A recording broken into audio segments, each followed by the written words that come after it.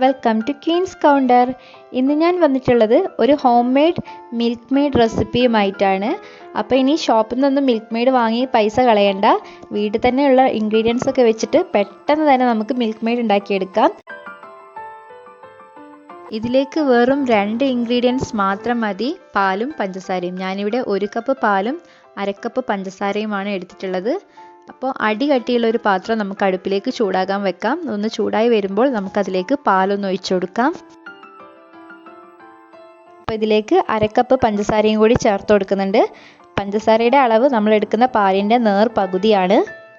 അപ്പോൾ ഇത് നല്ലപോലെ ഒന്ന് ഇളക്കി യോജിപ്പിച്ചെടുക്കാം. അപ്പോൾ നമുക്ക് ഇത് ഇളക്കി ഒന്ന് കുറുക്കിയെടുക്കണം. ഫ്ലെയിമൊക്കെ അഡ്ജസ്റ്റ് ചെയ്ത് അടിയിൽ പിടിക്കാണ്ട് ശ്രദ്ധിക്കണം.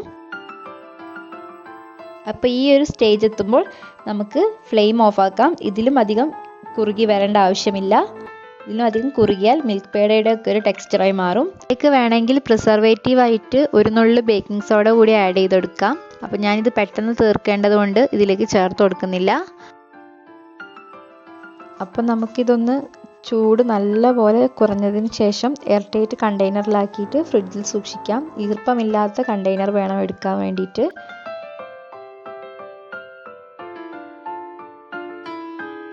അപ്പോൾ ഇത് നല്ലപോലെ 1-2 മണിക്കൂർ കഴിഞ്ഞാൽ കറക്റ്റ് നമ്മുടെ മിൽക്ക് മെയ്ഡിൻ്റെ ടെക്സ്ചറായിട്ട് തന്നെ വരും. അപ്പോൾ നമുക്ക് ഈ മിൽക്ക് മെയ്ഡ് വെച്ചിട്ട് ഒരു റെസിപ്പി ഉണ്ടാക്കിയെടുക്കാം. എല്ലാവർക്കും അറിയുന്ന ഒരു റെസിപ്പിയാണ് ക്യാരറ്റ് പോള. അപ്പോൾ വളരെ എളുപ്പത്തിൽ നമുക്ക് ഒരു ക്യാരറ്റ് പോള ഉണ്ടാക്കിയെടുക്കാം. അപ്പോൾ അതിനായിട്ട് ഞാനൊരു മീഡിയം സൈസുള്ള 3 ക്യാരറ്റാണ് ഗ്രേറ്റ് ചെയ്ത് വെച്ചിട്ടുള്ളത്. ഒരു ക്യാരറ്റിന് 2 എഗ്ഗ് എന്ന കണക്കിൽ 6 എഗ്ഗും എടുത്ത് വെച്ചിട്ടുണ്ട്. അപ്പോൾ നമുക്കിതൊരു സ്പൂൺ വെച്ചോ ഫോർക്ക് വെച്ചോ ഒന്ന് ബീറ്റ് ചെയ്ത് കൊടുക്കാം. ബീറ്ററിൻ്റെ ആവശ്യമൊന്നുമില്ല. അപ്പോൾ നമ്മളിതിലേക്ക് 6 ടേബിൾ സ്പൂൺ പഞ്ചസാരയാണ് ചേർത്ത് കൊടുക്കുന്നത്. അപ്പം നിങ്ങളുടെ ഇഷ്ടത്തിനനുസരിച്ച് മധുരമൊക്കെ അഡ്ജസ്റ്റ് ചെയ്യാം.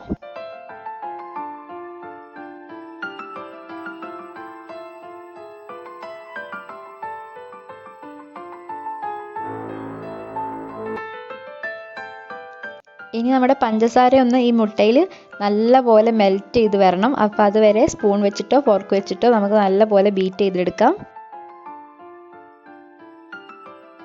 ഇനി ഇതിലേക്ക് 1 നുള്ളു ഉപ്പ് ചേർത്ത് കൊടുക്കാം. ഇനി ഞാൻ ഇതിലേക്ക് ഫ്ലേവറിന് വേണ്ടിയിട്ട് വാനില എസൻസ് ആണ് ചേർത്ത് കൊടുക്കുന്നത്. നിങ്ങൾക്ക് വേണമെങ്കിൽ ഏലക്ക ഒക്കെ ചേർത്ത് കൊടുക്കാം.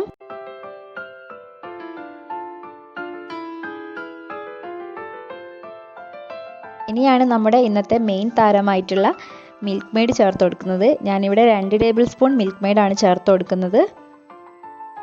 കണ്ടില്ലേ, 1-2 മണിക്കൂർ കഴിഞ്ഞപ്പോൾ കറക്റ്റ് കടയിൽ നിന്ന് വാങ്ങുന്ന അതേ മിൽക്ക് മെയ്ഡിൻ്റെ ടെക്സ്ചറായി വന്നിട്ടുണ്ട്. അപ്പോൾ നമുക്ക് ഇതുകൂടി ചേർത്ത് കൊടുത്ത് നല്ലപോലെ ഒന്ന് മിക്സ് ചെയ്തെടുക്കാം.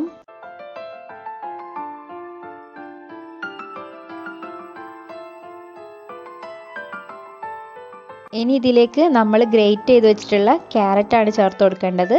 അപ്പോൾ ക്യാരറ്റ് ഒന്ന് നല്ലപോലെ മിക്സ് ആക്കിയിട്ട് ഇത് 1 മണിക്കൂർ നമ്മൾ റെസ്റ്റ് ചെയ്യാൻ വെക്കണം. അപ്പോൾ 1 മണിക്കൂറൊക്കെ കഴിയുമ്പോഴേക്ക് ക്യാരറ്റൊക്കെ നല്ലപോലെ ഈ എഗ് മിക്സിൽ കിടന്ന് സോഫ്റ്റ് ആയിട്ടുണ്ടാവും.